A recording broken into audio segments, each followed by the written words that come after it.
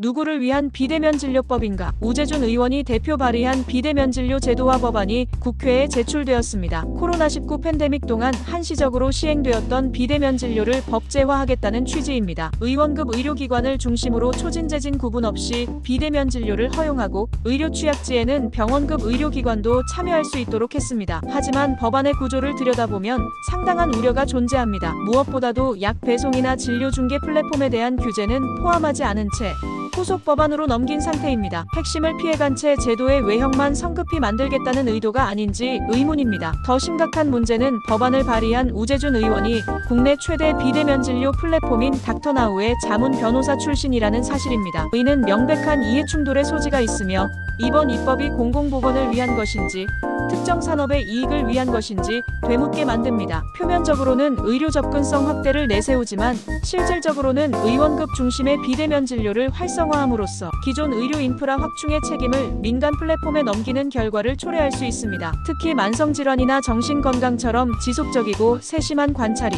필요한 분야에서는 비대면 진료가 오히려 의료의 질을 떨어뜨릴 수 있습니다. 약 배송 문제 역시 본질적입니다. 현재는 약사법상 불법인 의약품 배송 문제를 정면으로 다루지 않고 미룬다는 것은 향후 약사단체와 국민 모두에게 혼란과 갈등을 안길 수밖에 없습니다. 이러한 방식은 입법에 책임있는 태도라고 보기 어렵습니다. 우 의원은 비대면 진료 수용성이 높다는 통계를 인용하지만 팬데믹이라는 특수 상황에서 수집된 자료를 일반화하는 것은 부적절합니다. 반대로 비대면 진료에서의 의료사고나 오진 사례, 환자 불만족 사례에 대한 객관적인 통계는 전혀 언급되지 않았습니다. 선택적 통계 인용은 정책 신뢰를 오히려 떨어뜨립니다. 무엇보다 의료는 공공재입니다. 산업화의 필요성을 부정할 수는 없지만 공공성과 안전성이 최우선되어야 합니다. 의료를 단순히 비즈니스로 바라보는 시각은 결국 환자에게 돌아올 위험을 외면하는 것입니다. 이번 법안은 충분한 사회적 논의와 공론화 과정을 거치지 않았습니다. 약사법, 개인정보보호법 등과의 제도적 정합성도 마련되어 있지 않은 상태에서 성급하게 추진되고 있다는 점은